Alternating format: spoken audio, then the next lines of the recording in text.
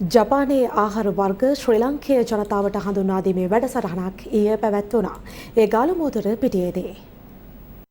ජපන් ජාතිකයන් අතර රාමෙන් අතිශය ජනප්‍රිය ආහාරයක්. රාමෙන් කියන්නේ නූඩල්ස් වර්ගයක්. විවිධ රස රාශියක් ඇති රාමෙන් මේසයක්ම ඊයේ ගාලමුදුරදී දක්නට ලැබුණා.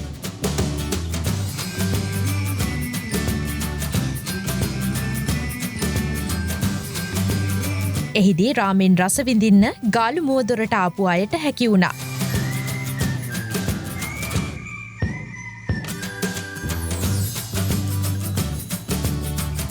ජපානයේ ටෝකියෝ ටීවීහි නිෂ්පාදන කණ්ඩායමක් සහ එම ආයතනයේ ප්‍රසිද්ධ ප්‍රහසන රංගන ශිල්පියෙකුද මෙම අවස්ථාවට එක්ව සිටියා.